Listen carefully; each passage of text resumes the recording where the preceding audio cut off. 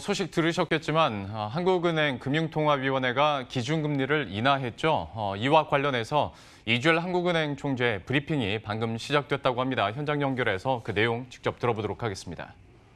0.50%로 인하하여 통화정책을 운영하기로 결정했습니다. 그 배경에 대해서 간단히 설명을 드리겠습니다. 먼저 최근 세계 경제의 움직임을 주요 국별로 보면 미국, 유로지역, 일본 등 주요 선진국과 신흥시장국 대부분 코로나19 확산의 영향으로 경제 활동이 크게 위축되면서 내수와 수출 모두 부진하였습니다. 다만 중국 경제는 내수 부진이 완화되고 수출이 증가로 전환하는 등 1, 4분기의 충격에서 다소나마 회복되는 모습을 나타냈습니다. 국제금융시장에서는 주요국의 적극적인 통화재정 정책 운용과 경제활동 재개에 대한 기대에 힘입어 주가가 상승하고 국채 금리와 환율이 비교적 안정적인 움직임을 나타냈습니다. 세계 경제와 마찬가지로 국내 실물 경제도 성장세가 크게 둔화되었습니다. 소비가 부진한 가운데 수출이 큰 폭으로 감소하였으며 설비 투자의 회복도 지연되고 있습니다. 고용시장에서는 코로나19의 영향이 본격화되면서 서비스업을 중심으로 취업자 수가 큰 폭으로 감소하였습니다. 소비자 물가 상승률은 석유류와 공공서비스 가격의 하락으로 4월 중 0.1%로 크게 낮아졌으며 근원 인플레이션율도 같은 수준으로 낮아졌습니다.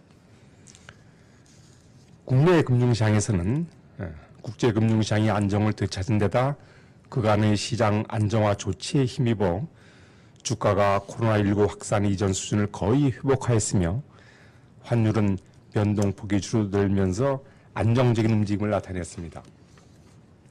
가계대출은 주택 거래 감소 등으로 4월 들어 증가 규모가 큰 폭으로 축소되었고 주택가격도 오름세가 둔화되었습니다. 지난 2월 경제 전망 시에도 제가 말씀드렸듯이 현재 코로나19의 전개 상황 그리고 그 파급 영향과 관련한 불확실성이 매우 높기 때문에 당분간 경제 전망은 코로나19의 전개 양상에 대한 그 가정에 기초하여 짚어볼 수밖에 없습니다.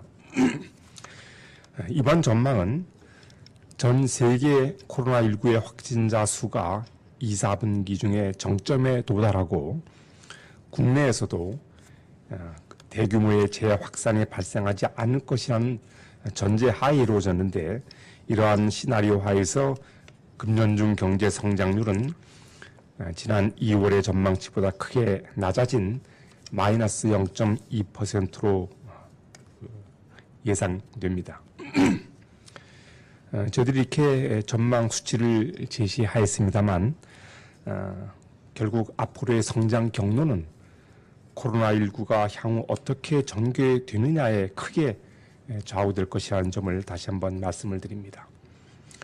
금년 중 소비자 물가 상승률은 국제 유가 하락과 수요 측 압력 둔화 등으로 2월 전망치를 상당폭 밑도는 0.3%로 예상하고 있습니다.